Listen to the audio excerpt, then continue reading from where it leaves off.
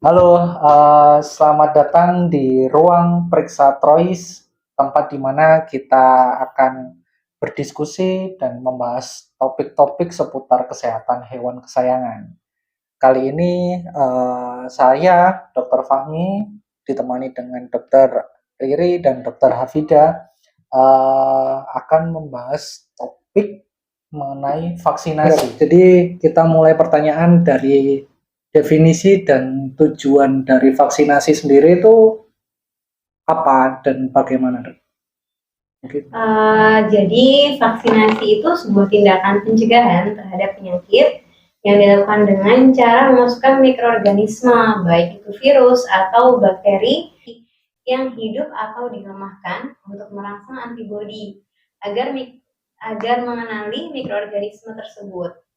Sehingga ketika ada mikroorganisme asing yang masuk ke dalam tubuh, antibodi yang ada di dalam tubuh siap untuk melawan antigen atau zat asing yang masuk itu tadi.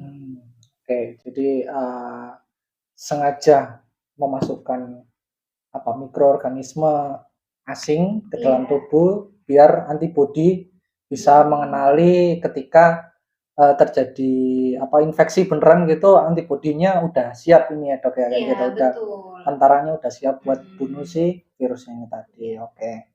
Kalau gitu umur berapa sih, Dok, kucing itu bisa mulai dilakukan vaksinasi? Dokter Riri ya.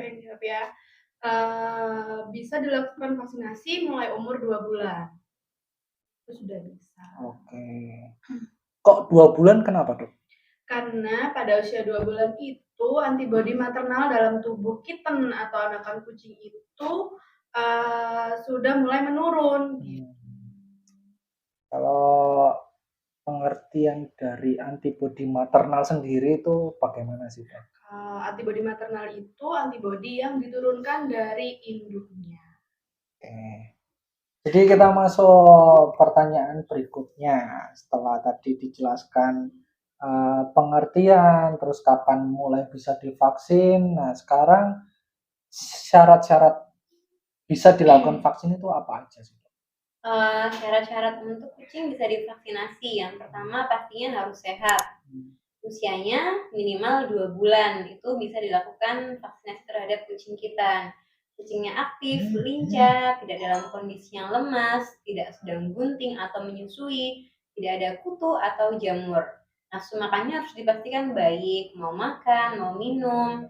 BAB-nya berbentuk fesesnya harus normal ya, tidak boleh lembek, dan tidak dalam kondisi baru diadopsi. Itu yang harus dihindari juga.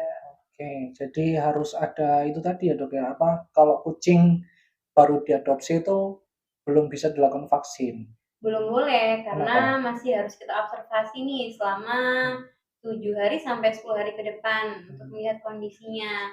Karena dari perpindahan tempat yang lama ke tempat yang baru ini biasanya muncul faktor stres yang bisa memicu daya tahan tubuh kucing turun.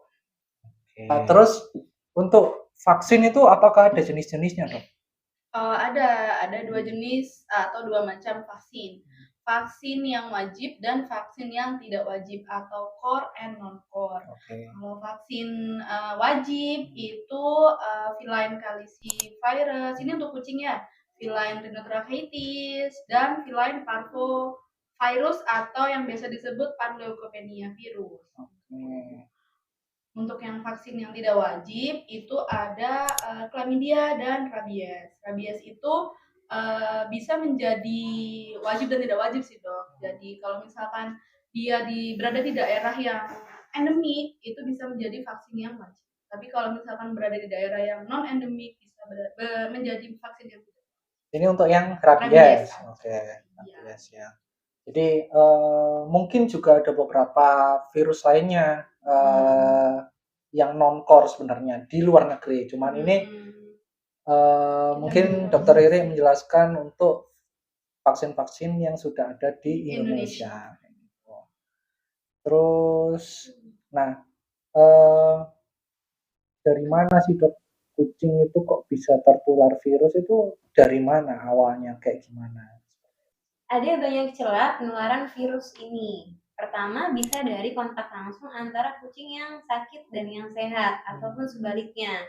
Yang kedua, bisa dari objek-objek atau benda-benda yang terkontaminasi dari kucing yang sakit. Misalkan nih dari plate-nya atau dari bak pasirnya, dia muntah atau terdapat diare di situ.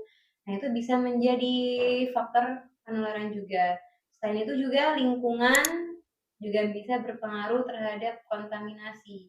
Oke, jadi ketika kita punya kucing ini yang jumlahnya lebih dari satu, ketika ada salah satunya yang memang positif, berarti lingkungannya harus didesinfektan ya dok ya, Iya. sebagai upaya pencegahannya. Dan sebaiknya mungkin kalau ada kucing yang terindikasi sakit, segera dipisah saja dari kucing yang sehat. Oke, iya, oh, benar sih dok, karena itu gejala virus itu bisa jadi mirip-mirip dengan gejala dengan penyakit lain, sama-sama muntah mungkin, tapi ya beda penyebabnya gitu. Nah, kalau misalnya kita membiarkan kucing yang sudah mengalami kelainan apa perilakunya, kita biarkan seperti itu akan sangat beresiko untuk terjadi penularan ke yang lain apabila itu virus. Iya. Gitu. Pertanyaan berikutnya yaitu ini dok, ketika kita melakukan vaksinasi ke kucing gitu, apakah ada efek yang ditimbulkan setelahnya? Seperti itu, apakah ada dok? Sebenarnya setiap kucing itu beda-beda. Ada yang bisa menimbulkan efek, ada yang nggak ada efeknya sama sekali setelah divaksin. Nah, kalau misalkan untuk kucing yang ada efeknya setelah divaksin itu biasanya ciri-cirinya itu efeknya bisa panas atau demam, terus terlihat lebih lemas atau lebih pasif gitu. Terus ada perubahan perilaku, biasanya dia lebih diem gitu. Tapi itu nggak berlangsung lama, biasanya 1 sampai 2 hari. Gitu, habis itu normal kembali. Jadi kalau misalnya lebih dari itu berarti ada yang nggak beres ini Iya, dan harus betul. dibawa ke dokter. Oke. Itu Terus kira-kira apa aja sih dok yang harus dilakukan ketika kucing kita baru selesai dilakukan vaksinasi gitu? Apa hal-hal yang perlu diperhatikan dan dilakukan? Ini juga penting ya, hal yang perlu dilakukan selepas anabul divaksin. Ya, kita bisa menjaga kondisi anabul agar tidak mudah stres dan jangan sampai stres. Kemudian tidak dianjurkan melakukan grooming pasca vaksinasi dan mengurangi resiko paparan virus dengan tidak membiarkan kucing keluar rumah atau kita ajak jalan-jalan terlebih dahulu. Sebaiknya diobservasi dulu di rumah.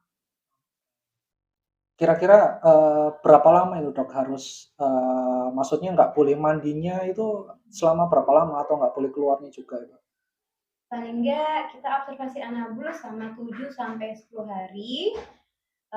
Kenapa kok anabulnya tidak boleh diajak keluar rumah dulu? Karena pada fase tersebut tubuh anabul ini akan membentuk antibodi dari vaksinasi yang dimasukkan. Umumnya terjadi di hari kelima. Nah, agar antibodi yang terbentuk itu optimal, sebaiknya dilakukan hal-hal tersebut tadi, tidak membuat kucing stres dan jangan diajak keluar rumah. Oke, baik. Jadi ya itu ya sahabat Royce yang perlu diperhatikan ketika kucing kita selesai divaksin itu kita nggak bisa langsung ajak lakukan dia nggak bisa melakukan grooming langsung ke dia setelahnya karena ya tadi dia grooming itu memicu terjadinya stres ya dok ya karena ya emang pada dasarnya kucing nggak suka air dan ketika di blower pada proses grooming juga itu akan menimbulkan rasa stres dan bisa menurunkan imunitas ya dok ya kalau misalnya stres itu makanya itu dihindari biar dia nggak jadi sakit. Yang kita harapkan dari vaksin kan biar imunitasnya terbentuk optimal gitu sehingga ketika ada paparan penyakit kucing kita bisa lebih kebal atau siap untuk menghadapinya kayak gitu. Nah, kira-kira tahapannya vaksin itu seperti apa, Dok? Karena tadi kan ada jenis-jenisnya gitu. Tahapannya itu seperti apa? Apakah harus ada pengulangan atau bagaimana?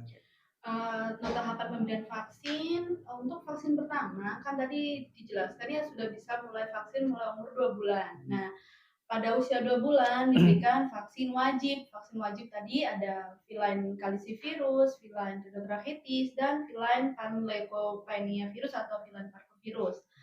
Setelah itu kita booster lagi 1 bulan kemudian atau pada usia 3 bulan. Pada usia 3 bulan, jenis vaksin yang diberikan sama seperti yang 2 bulan.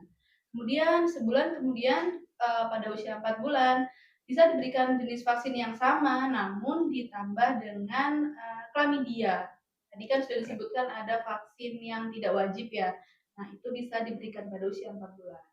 Lalu setelahnya bisa dilakukan pengulangan dengan vaksin yang pada 4 bulan tadi 1 tahun sekali. Vaksin terakhirnya. Oke, jadi ya tahapannya seperti itu ya.